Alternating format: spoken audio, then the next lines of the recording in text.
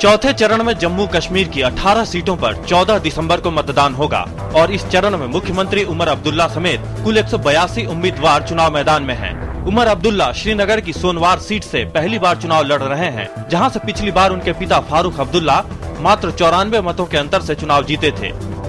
इस चरण में श्रीनगर की 8, अनंतनाग की 6 और शोपियां और सांबा की 2-2 सीटों पर वोट डाले जाएंगे।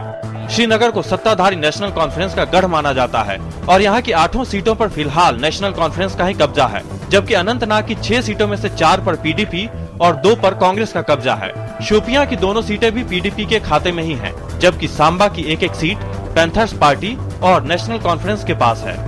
चौथे दौर के चुनाव में राजनीतिक पंडितों की निगाहें श्रीनगर की 8 सीटों पर है, जहां नेशनल कॉन्फ्रेंस के सामने अपनी इन 8 सीटों को बचाने की बड़ी चुनौती होगी। सत्ता पर काबिज होने की जी तोड़ कोशिश कर रही पीडीपी इस बार यहां हर हाल में अपना झंडा लहराना चाहती है, जबकि मिशन 44+ की कामयाबी में जुटी बीजेपी ने भी श्रीनगर की कुछ सीटों पर अपना ध्यान केंद्रित कर रखा है। पार्टी को उम्मीद है कि इस बार वो श्रीनगर में अपना खाता खोल सकती है। नेशनल कॉन्फ्रेंस के साथ मिलकर सरकार चलाने वाली कांग्रेस पार्टी के उम्मीदवार भी इस बार सभी 8 सीटों पर नेशनल कॉन्फ्रेंस के खिलाफ ही चुनाव मैदान में हैं।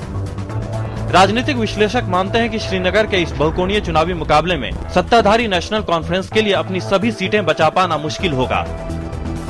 श्रीनगर की 8 सीटें महज सरकार बनाने में अहम भूमिका नहीं अदा करती, बल्कि सूबे की सियासी हरारत का अंदाजा भी इससे लगता है। नेशनल कॉन्फ्रेंस के सामने केवल सीटें बचाने का नहीं, प्रतिष्ठा बचाने का भी सवाल है। बीजेपी यहां से खाता खोलने की फिराक में है और पीडीपी बदले हुए सियासी समीकरण का फायदा उठाने की जुगत में।